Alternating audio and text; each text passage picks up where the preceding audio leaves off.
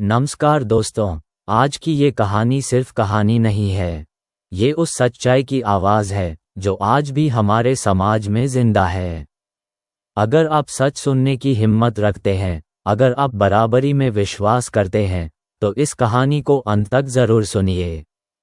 और हाँ दोस्तों, अगर ऐसी कहानियाँ आपको सोचने पर मजबूर करती हैं, तो अभी चैनल को सब्सक्राइब कर लीजिए, क्योंकि ये आवाज़ रुकनी नहीं चाहिए।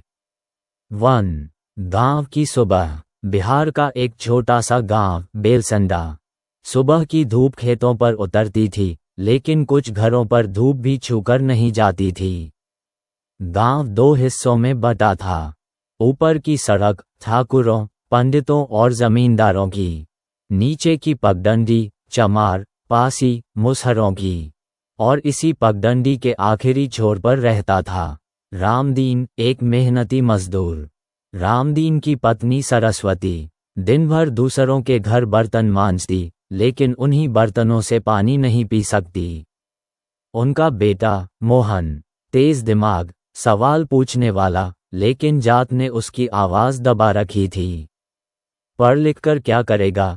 गांव के मास्टर ने एक दिन कहा था, तेरी जात की औकात यही है। उस दिन मोहन ने कुछ नहीं कहा, लेकिन उसकी आंखों में आग जल उठी। गांव का हैंडपंप ऊपर की सड़क पर था। मोहन जब पानी भरने गया, तो ठाकुर का बेटा रघुवीर चिल्लाया, अरे छू मत देना पंप, पानी गंदा हो जाएगा। भीड़ हंस पड़ी। मोहन का हाथ कांप गया। रामदीन दौड़कर आया, बेटे को पीछे खींच लिया। चुप रह बेटा, जीना है तो चुप रह। लेकिन उस दिन मोहन ने तय कर लिया, चुप्पी अब उसकी नियति नहीं बनेगी। स्कूल में संविधान दिवस था। मोहन ने मंच पर बोलने की अनुमति मांगी। उसने कहा, संविधान कहता है हम सब बराबर हैं। तो फिर ये अलग कुआं क्यों? अलग बस्ती क्यों? पूरे गांव में सन्नाटा छा गया। प्रधान गुस्से से लाल हो गया। इसे मंच से उतारो। उसी रात रामदीन के घर पर पत्थर बरसाए गए। संघर्ष की आग जल चुकी थी। रामदीन को काम से निकाल दिया गया। सरस्वती के घरों के दरवाजे बंद हो गए। भूख ने घर में डेरा डाल लिया। एक दिन रघुवीर और उसके दोस्त मोहन को खेत में घेर लेते हैं। लाठियां चलती हैं। मोहन गिर पड़ता है, लेकिन इस बार पूरा दलित टोला उठ खड़ा होता है। और पहली बार ऊपर की सड़क पर डर उतरता है। पुलिस आती है, लेकिन गिरफ्तारी सिर्फ एक तरफ होती है। रामदीन को जेल भेज दिया जाता है। जेल में रामदीन अपने बेटे से कहता है, अगर तू झुक गया तो ये लड़ाई हार जाएगी। मोहन रोता नहीं। साल बीतते हैं। मोहन वकील बनता है। पहला केस अपने ही गांव का। हैंडपंप, जमीन, मारपीट, छुआछूत, सब अदालत में। फैसला आता है, गांव में बराबरी का अधिकार। हैंडपंप सबका होता है। आज मोहन उसी पंप से पानी पीता है जहां कभी उसे रोका गया था। और सरस्वती कहती है, पानी मीठा है बेटा। मोहन मुस्कुराता है। ये कहानी सिर्फ रामदीन की नहीं, ये उन लाखों आवाज़ों की है जो आज भी पगडंडियों में दबाई जाती हैं। अगर आपको ये कहानी छू गई हो, तो इसे शेयर कीजिए और सब्सक्राइब ज़रूर कीजिए, क्योंकि लड़ाई अभी बाकी है। मोहन ने कोर्ट में पहली बार अपनी पूरी ताकत से केस लड़ा। उसके सामने केवल झूठ और ताकत नहीं थी, बल्कि पूरे गांव का डर और जातिवाद की दीवार भी खड़ा था। लेकिन मोहन ने हार नहीं मानी। उसने गवाह बुलाए, वही लोग जिन्हें हमेशा डराया और दबाया गया था। रामदीन और सरस्वती अपने बेटे की आंखों में विश्वास देख सकते थे। गांव के दलित मजदूर पहली बार अपनी कहानी खुले तौर पर सुनाने को तैयार थे। 1. अदालत की लड़ाई। आपको क्या लगता है कि जात ही इंसाफ तय करती है? मोहन ने कोर्ट में चिल्लाकर कहा, आज संविधान के सामने कोई ऊंच नीच नहीं, कोई जात नहीं। सिर्फ इंसाफ होगा। वकील पक्षधर लोग हक्के बक्के रह गए। रघुवीर और उसके पिता ठाकुर अपने पांव जड़ में फंसे जैसे थे। जज ने गहरी सांस ली। ये केस सिर्फ कानून का नहीं, समाज की सच्चाई का है। जैसे ही खबर गांव में फैली, मोहन अदालत में जीत सकता है, तो ठाकुरों की हुकूमत पर दरार पड़ गई। पंप, कुआं, स्कूल, सब जगह दलितों को भी अधिकार मिलने लगे। पहले जिनके घरों के दरवाजे बंद थे, वे अब खुले रहने लगे। लेकिन जैसे हर कहानी में होता है, थोड़ी राहत के बीच और संघर्ष आने वाला था। रघुवीर हार मानने को तैयार नहीं था। उसने गांव के कुछ गुंडों को भेजा, जो खेतों में काम करने वाले मजदूरों को डराने लगे। लेकिन इस बार मोहन अकेला नहीं था। पूरा टोला खड़ा हो गया। बच्चों ने पत्थर उठाए, महिलाएं आग जलाकर अलार्म बनाई, पुरुषों ने खेतों की सुरक्षा की। और यही सच्चा बदलाव था, जब डर और तानाशाही का सामना पूरे गांव ने एक साथ किया।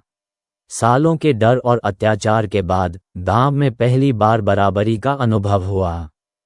अब कुआं सबका था, स्कूल में हर बच्चे का नाम था, खेतों में कोई जात पात के नाम पर काम नहीं रोकता था। मोहन अपने पिता के कंधे पर हाथ रखकर सोचता था, सिर्फ कानून नहीं, आवाज और हिम्मत बदल सकती है समाज। रामदीन मुस्कुराया। सरस्वती की आंखों में आंसू थे, लेकिन ये आंसू खुशी और उम्मीद के थे। समाज में बदलाव छोटे कदमों से नहीं, बल्कि सभी की हिम्मत और आवाज से आता है। मोहन ने दिखा दिया कि सिर्फ एक लड़ाई नहीं, बल्कि लगातार संघर्ष, न्याय और अकेले नहीं रहना, यही असली जीत है। मोहन की जीत सिर्फ उसके गांव की नहीं थी, ये जीत उन लाखों दबाए गए लोगों की आवाज बन गई, जो अपने हक के लिए डरते थे। मीडिया ने मोहन की कहानी दिखानी शुरू की। न्यूज़ चैनल, सोशल मीडिया और ब्लॉग, हर जगह ठाकुरों का जुल्म और दलितों की हिम्मत। लोग प्रेरित हुए। मोहन को समझ आया, ये लड़ाई अब सिर्फ बेलसंडा की नहीं, ये पूरे देश की लड़ाई है। मोहन ने गांव के बच्चों के लिए स्कूल खोला। किताबों में अब बराबरी और संविधान की बातें पढ़ाई जाती थीं। लड़के और लड़कियां बिना डर के पढ़ते थे। सरस्वती ने भी घर पर महिलाओं को पढ़ाना शुरू किया। पहले घरों में सास बहू की आवाज दबाई जाती थी, अब महिलाएं भी अपने हक के लिए बोल रही थीं। देश के अन्य गांवों में भी ठाकुरों और जमींदारों की हुकूमत चल रही थी। मोहन ने तय किया, सिर्फ एक गांव की लड़ाई पूरी नहीं हुई। उसने लॉ फर्म खोली, निचली जातियों के लोगों का मुफ्त कानूनी मदद देने लगा। गांव से शहर तक लोग उससे जुड़ने लगे। लेकिन ताकतवर लोगों को यह मंजूर नहीं था।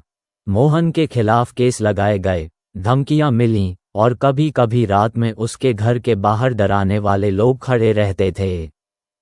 मोहन ने समझ लिया, सच्चाई और कानून के लिए लड़ाई कभी आसान नहीं होती। लेकिन उसने हार नहीं मानी। उसने अपने गांव, परिवार और देशवासियों की हिम्मत को साथ रखा। गांव में स्कूल और कुआं सुरक्षित रहे। शहर में जमींदारों के खिलाफ अभियान चलाए। सोशल मीडिया पर सच की आवाज फैलाई।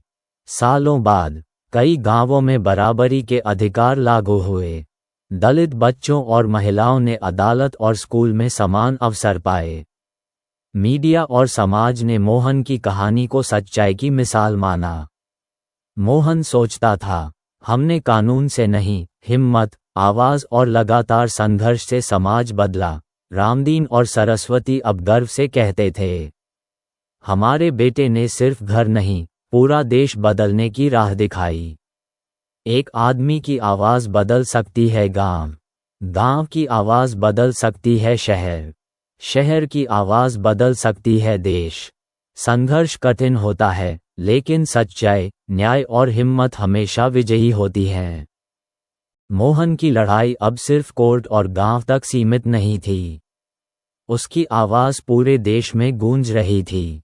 मोहन को राष्ट्रीय पुरस्कार मिला, सिर्फ कानून के लिए नहीं, बल्कि सामाजिक न्याय और समानता की लड़ाई के लिए। गांव के स्कूल में बच्चे खुश थे। महिलाएं अपने हक के लिए बोल रही थीं।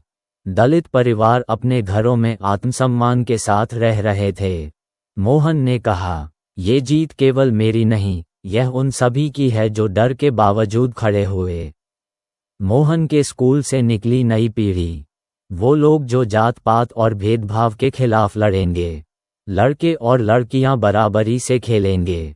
हर बच्चा पढ़ेगा और अपने सपनों को सच करेगा। गांव, शहर और देश में लोग अब संविधान की ताकत और समानता की अहमियत समझने लगे। मोहन ने अपने माता पिता को देखा। रामदीन और सरस्वती की आंखों में गर्व और राहत थी। हमारे बेटे ने सिर्फ पानी और खेत का हक नहीं लड़ा, उसने देश में इंसाफ की राह खोली। जीवन में मुश्किलें हमेशा रहेंगी। ठाकुर, जमींदार या ताकतवर लोग विरोध करेंगे, लेकिन कहानी यही सिखाती है, आवाज उठाओ, संघर्ष करो, अकेले नहीं, लोगों के साथ खड़े रहो। सच्चाई और न्याय हमेशा विजयी होते हैं। मोहन की कहानी ये दिखाती है कि एक छोटे गांव से उठी आवाज पूरे देश को बदल सकती है। बराबरी और समानता जात पात या संपत्ति के आधार पर इंसान को छोटा नहीं आंकना चाहिए। संघर्ष का महत्व, डर के बावजूद हिम्मत दिखाना ही बदलाव की पहली सीढ़ी है। शिक्षा और जागरूकता सिर्फ कानून नहीं, शिक्षा और समाज की समझ ही बदलाव ला सकती है। परिवार और समाज, परिवार का सहयोग और समाज की एकजुटता ही लड़ाई को सफल बनाती है। देशव्यापी प्रेरणा, एक आदमी की आवाज़ लाखों लोगों को प्रेरित कर सकती है और धीरे धीरे पूरे देश में बदलाव ला सकती है।